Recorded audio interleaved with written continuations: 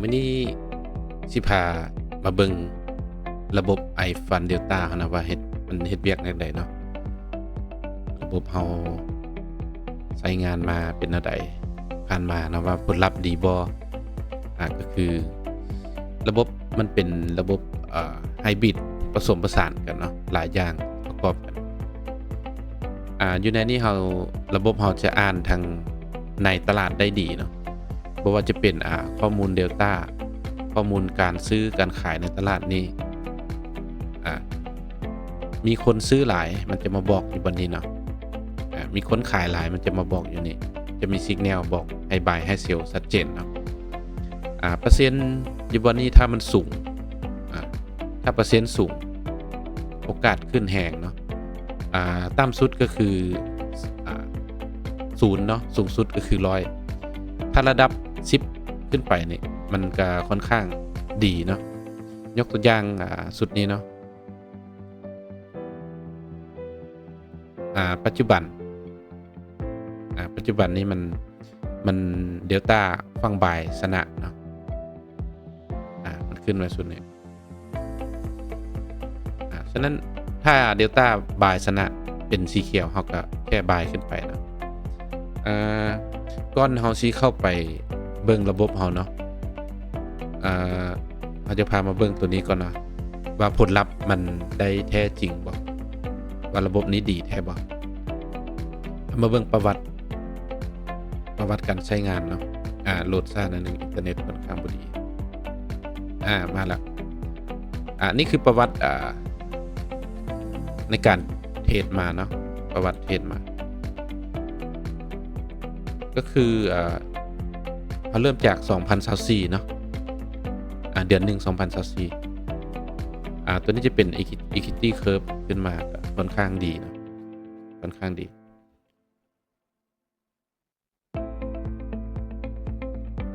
เบิ่งตัวนี้เนาะมันจะมี profit factor อยู่ที่ 1.7 เนาะเทรดทั้งหมด 1,659 ไม้เนาะชนะไป 1,269 ไม้วินเรทอยู่ที่70ปลายเนาะ 78% เทรดทั้งหมด 1,659 ไม้ยอดาวอยู่ที่ 33% ถือว่าเติบโตได้ 4,500% เนาะก็พอใช้ได้เนาะแต่ว่ามันซ้ำนี้ก็แปลว่าน่าจะอยู่รอดในตลาดนี้แล้วสำหรับข้อยเนาะตัวนี้คือประวัติเทรดนะประวัติการเทรดมันก็มีได้มีเสียนะว่าจะบ่แม่นวินเรท 100% นะระบบมันจะมีไม่ได้ไม่เสียนะนี่คือประวัติเดี๋ยวไปเบิ่งตัวมือออเดอร์ทำอิฐเนาะวันที่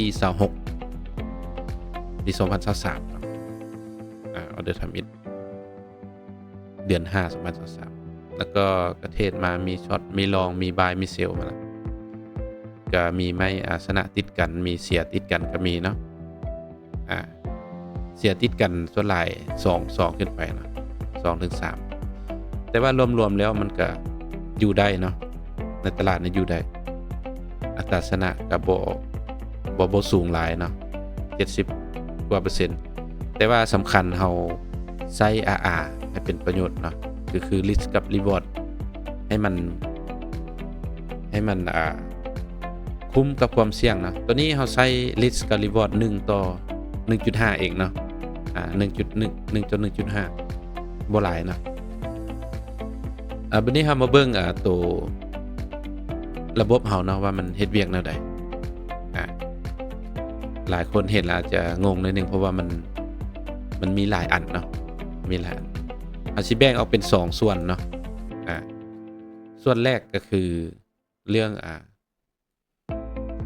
ตัว Delta เนาะ Delta ก็คือตัวนี้เนาะข้อมูล Delta ก็คือเขาจะใช้ให้ AI ไปเอาข้อมูลเอา API จากตลาดเนาะตลาดโลกว่าจะเป็นจาก LP หรือว่าจากตลาด CME เนาะหลายบอนเนาะอยู่หลังบ้านเอามาประกอบส่วนกันให้มันคำนวณเข้ามานี่ให้นะว่าปัจจุบันณปัจจุบัน ตลาดนี้มีคนซื้อหลายบ่คนขายหลายบ่เนาะตลาดนี้มีขึ้นเนาะมีขึ้นกับลงอันอย่างดีตลาดมีขึ้น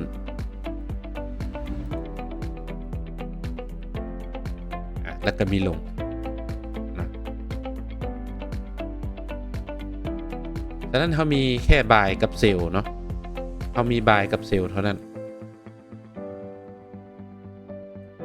ฉะนั้นเราสิฮู้ได้ว่าเราสิบายตอนใดสิเซลล์ตอนใดเนาะก็คือตลาดนี้มันจะเป็นตลาดที่เทรดทองมันค่อนข้างยากหน่อยนึงนะเพราะว่าเราจะบ่ฮู้ว่าเจ้าตลาดหรือว่าคนที่ครอบคลุมตลาดนี้ได้มันอยู่ไสเนาะหรือว่าเขาจะซื้อตอนใดเขาจะขายตอนใดเนาะก็คือคนที่ขับเคลื่อนตลาดทองคำนี่ก็คือจะเป็นตลาดฟิวเจอร์อยู่ซีมอีกกรุ๊ปเนาะก็คือมันจะบ่ได้ซื้อทองคำทั่วไปคืออยู่ตลาดเซาบ้านเฮาเนาะมันจะซื้อขายกันแบบเป็นฟิวเจอร์เนาะเป็นคล้ายๆกับพันธบัตรเป็นใบนะเป็นใบซื้อขายล่วงหน้าว่าซั่นไปฉะนั้นข้อมูลเขาจะซื้อขายก็คือเฮาจะบ่ได้รับรู้เลยว่าเขาจะซื้อขายส่ำใดเนาะฉะนั้นข้อมูลนี้มันจะอยู่กับตลาดอยู่กลตของอเมริกาเขาจะควบคุมไว้นะถ้าจะได้ข้อมูลตัวนี้ก็คือรายย่อยคือพวกเฮานี่ว่าไงบ่สามารถเข้าถึงข้อมูลได้นะฉะนั้นเดี๋ยวนี้มันก็ทันสมัยแล้วนะเฮาก็เลยมีAI ช่วยเลยแล้วก็มี API เข้ามาช่วยฉะนั้นมันช่วยมันจะบอกเฮาอย่างใดนะก็คือมันจะบอกให้เฮาได้ก็คือ1ถ้ามีคนซื้อหลายนะคนบายหลายราคามันจะขึ้นเนาะถ้ามีคนขายหลายเซลล์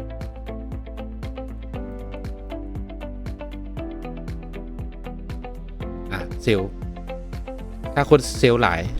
ราคามันจะลงเนาะ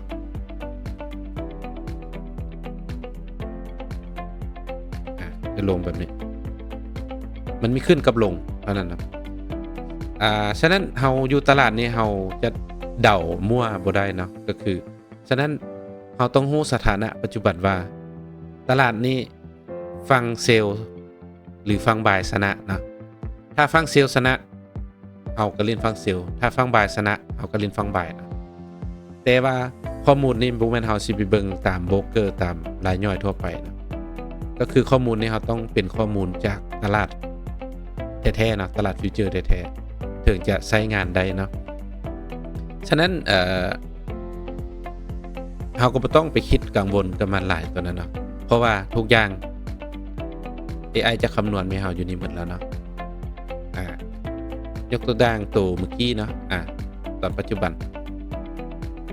ตัวมันเซลล์ลงเมื่อกี้แท่งแดงแท่งแดงแท่งแดงแท่งนี้เนาะ2แท่งก็คือเดลต้ามันติดลบก็คือคนเซลล์ชนะคนเซลล์ชนะ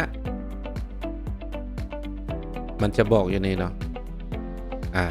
โวลูมของเดลต้าเซลล์ชนะถ้าฟังเซลล์ชนะตัวเลข10ขึ้นไปนะหลัก10ขึ้นไปแห้งสูงแห้งดีนะถ้าสูงมันจะลงหลายถ้ามันต่ำมันจะค่อนข้างไซด์เวย์เนาะถ้าเป็น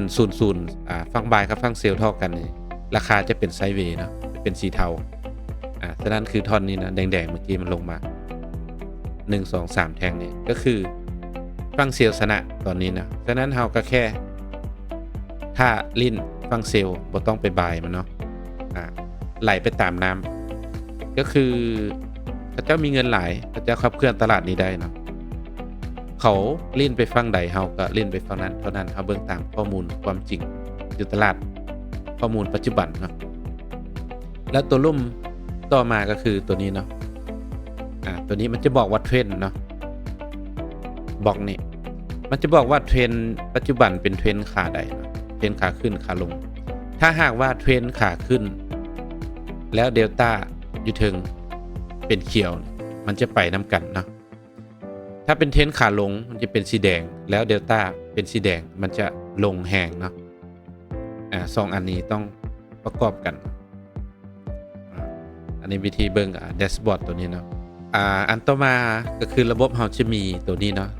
เห็นบอกเขียนคำว่า sweep เนาะliquidity sweep ความหมายว่าอยู่นี่มันจะมี stop loss ของรายย่อยเนาะของ detail trader คือรายย่อยตั้งออเดอร์ไว้ใส่ถ้ามันมีการสวิปแสดงว่ามันไปต่ำ stop loss ของรายย่อยมันไปกวดสภาพคล่องของตลาดเนาะแล้วมันก็ลงเนาะถ้าเกิดแบบนี้อยู่โซนสำคัญเป็นเส้นเหลืองๆนี่เส้นเหลืองนี่เดี๋ยวเขาสิบอกว่ามันยังถ้ามันเกิดโซนแบบนี้มันมีโอกาสลงได้เนาะถ้ามันกวดสภาพคล่องแล้วมันลงเนาะสวิปเนาะมันมีสวิปทางขึ้นแล้วก็ทางลงเนาะ